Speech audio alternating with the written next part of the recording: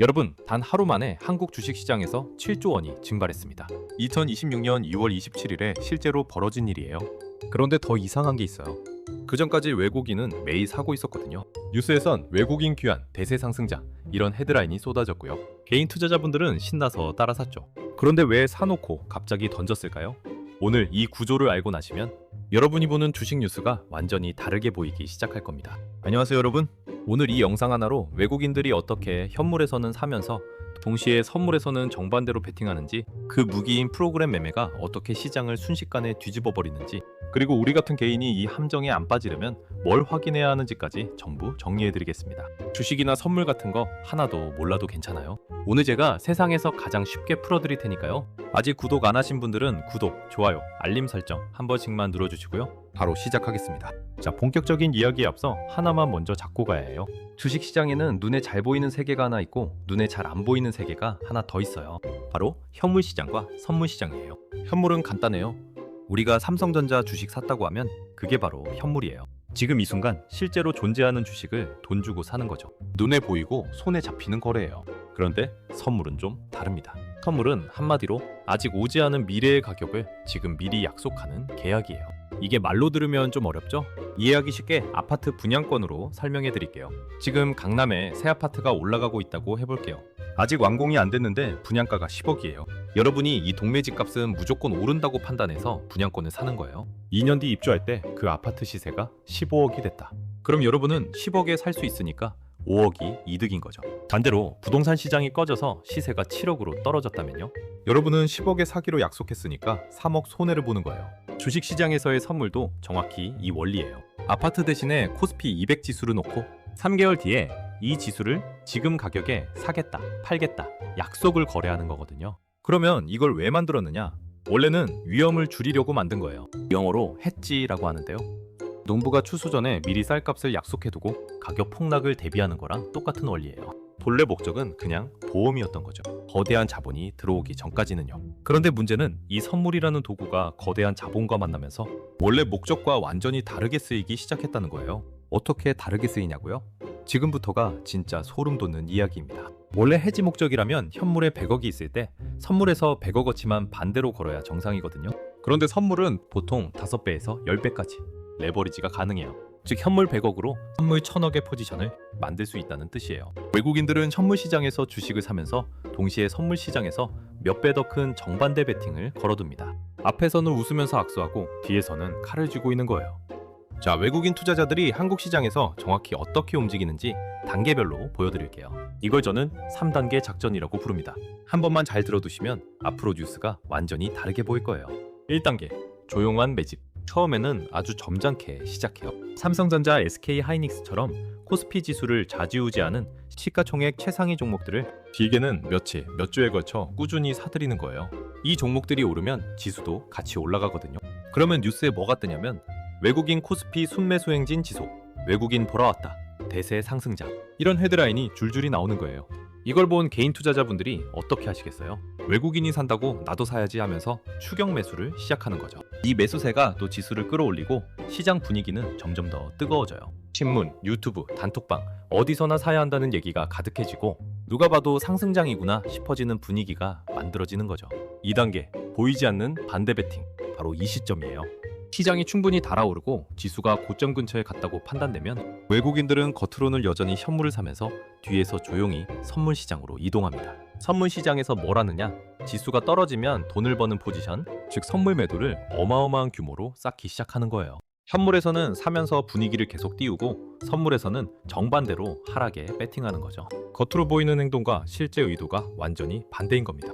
이걸 또 아파트로 비유해 드릴게요. 어떤 사람이 강남 아파트를 수십 채 사들이면서 주변 사람들한테 강남 집값 무조건 오릅니다, 지금 안 사면 후회합니다 하고 열심히 떠드는 거예요. 동네 사람들은 저 사람이 저렇게 사는데 나도 사야지 하면서 따라 사기 시작하거든요. 그런데 이 사람이 뒤로는 부동산 시장이 폭락하면 수백억을 받는 보험을 조용히 들어놓은 거예요. 앞에서 보이는 행동과 뒤에서 실제로 기대하는 결과가 정반대인 거죠. 3단계, 방아쇠를 당긴다. 선물 매도 포지션이 충분히 쌓였다고 판단되는 순간 방아쇠를 당깁니다. 그동안 사모았던 대형주들을 한꺼번에 시장에 쏟아내는 거예요. 이때 사람이 일일이 마우스를 클릭하는 게 아니에요. 프로그램 매매 시스템이 눈 깜짝할 사이에 수백 개 종목의 매도 주문을 동시에 쏟아내는 거거든요. 대형주들이 일제히 무너지니까 지수가 급락하고 그걸 본 개인 투자자들은 패닉에 빠져서 손절매를 시작해요. 그 매도 물량이 또 지수를 끌어내리고 그걸 본 또 다른 사람들이 또 팔고 이게 연쇄 반응을 일으키면서 하락이 눈덩이처럼 불어나는 겁니다. 그리고 현물에서 던지느라 손해를 좀 봤을 수도 있어요. 하지만 그게 중요한 게 아니에요. 진짜 수익은 선물 시장에서 나오는 거거든요. 지수가 폭락하면서 미리 깔아두었던 하락 베팅, 선물 매도 포지션에서 어마어마한 수익이 발생하는 거죠. 아까 말씀드렸듯이 선물은 레버리지가 5배에서 10배까지 가능하니까 지수가 10%만 빠져도 수익률은 50%, 100%가 나오는 구조거든요. 현물에서 생긴 손실은 이 선물 수익으로 가볍게 덮고도 남을 만큼 큰 이익이 떨어지는 겁니다. 그래서 외국인 입장에서는 현물에서 손해가 좀 나도 전혀 아깝지가 않은 거예요. 자, 여기까지가 외국인의 큰 그림이었고요. 그런데 이 작전을 가능하게 만드는 진짜 무기가 따로 있어요. 바로 프로그램 매매라는 시스템인데 이게 얼마나 무서운 물건인지 아시면 진짜 소름이 돋으실 겁니다. 프로그램 매매는 사람이 직접 주문을 넣는 게 아니에요. 컴퓨터가 미리 짜여진 조건에 따라 자동으로 매수 매도 주문을 실행하는 시스템이에요. 사람이 지금 삼성전자 팔까 말까 고민하는 그 사이에 이 프로그램은 1초에 수천 건의 주문을 동시에 처리해버리거든요. 그런데 이게 얼마나 큰 비중인지 아세요? 코스피 전체 거래대금에서 프로그램 매매가 차지하는 비중이 약 70% 수준이에요. 그리고 그 중에서도 비차익 프로그램 매매의 약 90%를 외국인이 차지하고 있어요. 쉽게 말해서 코스피에서 오가는 돈의 대부분은 사람 손이 아니라 기계 손을 거친다는 뜻이에요. 우리 같은 개인이 차트 보면서 매수 버튼 누를지 말지 고민하는 그 시간 동안 저쪽 세계에서는 이미 수만 번의 거래가 끝나 있는 거죠. 여기서 한 발 더 나가 볼게요. 국회 자료에 따르면 2026년 2월 한 달 동안 한국거래소에서 발생한 초고빈도 매매, 영어로 HFT라고 하는데요. 이 거래대금이 약 3,927조 원이었어요. 같은 기간 한국거래소 전체 거래대금이 6,797조 원이었으니까 HFT 비중은 58%에 달한 거예요. 연간으로 환산하면 4경 7천조 원이 넘는 규모입니다. 경이라는 단위가 나오는 거예요.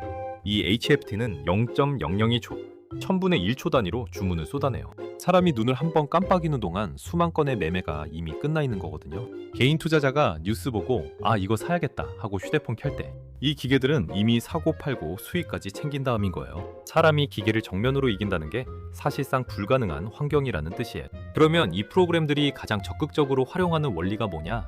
바로 베이시스예요. 베이시스는 현물 가격과 선물 가격의 차이를 말하는 건데요. 이 둘은 이론적으로 만기일이 다가올수록 결국 같아져야 해요. 같아져야 하는 두 가격이 잠깐 벌어질 때 그 틈을 노리는 게 프로그램의 일이에요. 다시 아파트로 설명해 드릴게요. 분양가가 10억인 아파트가 있는데 지금 전매 시장에서 분양권이 10억 5천에 거래되고 있다고 해볼게요. 원래 가격은 10억인데 분양권은 10억 5천이니까 5천만 원 차이가 나는 거잖아요. 이 차이가 바로 베이시스예요. 프로그램은 비싼 쪽을 팔고 싼 쪽을 사서 나중에 이 둘의 가격이 같아질 때 그 차이만큼 수익을 가져가는 거예요. 이걸 차익 거래라고 하는데 사람의 감정이 전혀 없이 오직 숫자의 틈새만 노리는 기계적인 거래거든요. 갑자기 뉴스에서 프로그램 매도 폭탄이라는 말이 나올 때 대부분 이 베이시스가 비정상적으로 벌어지면서 프로그램들이 기계적으로 작동한 결과예요. 딱히 나쁜 뉴스가 터진 것도 아닌데 갑자기 시장이 출렁이면 열의 9은 이 프로그램 매매가 원인이라고 보시면 됩니다. 자, 여기까지가 원리였고요. 이게 그냥 이론 이야기가 아니에요. 바로 2026년 한국 시장에서 실제로 벌어진 일이거든요. 숫자로 보여드릴 테니까 직접 확인해 보세요. 2025년 4월부터 10월까지 외국인은 코스피 현물에서 약 23조 원을 순매수했어요. 반도체 종목들이 폭등하면서 삼성전자와 SK하이닉스의 시가총액은 약 4배 가까이 불어났고 코스피는 신고가 인진을 했죠. 뉴스에서는 매일같이 외국인 귀환, 코스피 시대가 왔다 이런 이야기가 넘쳐났어요.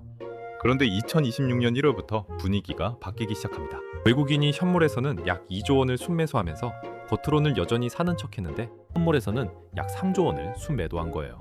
현물보다 더 큰 금액을 반대 방향에 걸어놓은 겁니다. 아까 설명드린 2단계 보이지 않는 반대 베팅이 실제로 시작된 거죠. 그러고 나서 2월 말 방아쇠가 당겨졌어요.